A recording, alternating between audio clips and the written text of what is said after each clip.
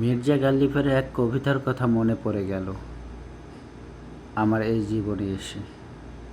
কেন জানেন? যখন গাধাকে সৃষ্টি করা হয় তখন গাধাকে বলল, তুমি সারা জীবন খালি মানুষের বোঝা টেনে বেড়াবে,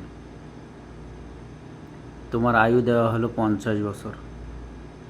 গাধা বলল, হে প্রভু, আমার এত লাগবে না, আমাকে দেওয়া হোক 20 বছর। তারপরে কুকুরকে সৃষ্টি করা হলো। কুকুরকে বলল, তুমি হবে মানুষের প্রিয় বন্ধু। কিন্তু কুকুর হয়ে গেল মানুষের ঘৃণার পাত্র। কুকুরকে আয়ু দেওয়া হলো 30 বছর। তখন কুকুর বলল, হে প্রভু, আমার এত লাগবে না, আমাকে দেওয়া হোক 15 বছর। প্রভু বলল, ঠিক আছে।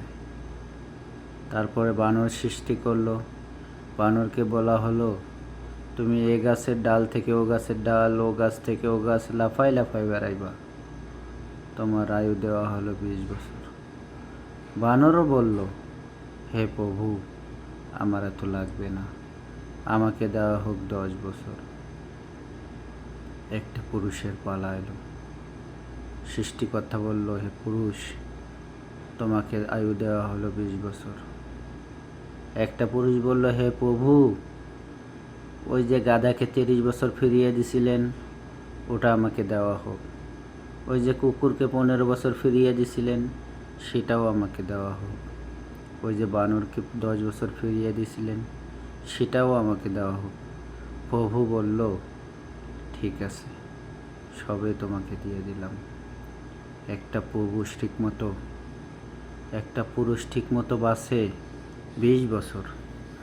তারপরে সংসারের জীবন ঘানি টানতে টানতে বাজে 30 বছর।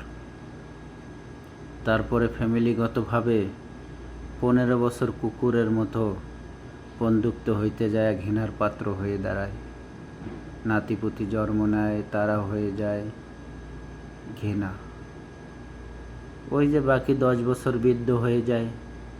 বাকি 10 বছর কি করে? এ ছেলে মায়ের দেয় ও ছেলের কাছে, ও মেয়ে মায়ের দেয় ও মেয়ের কাছে। নাতিপুতির এক ঘোড়ার মতো পিঠির মধ্যে উঠে চলে বেড়ায়। এটাই লাস্টে জীবনের একটা পুরুষের ইতিহাস।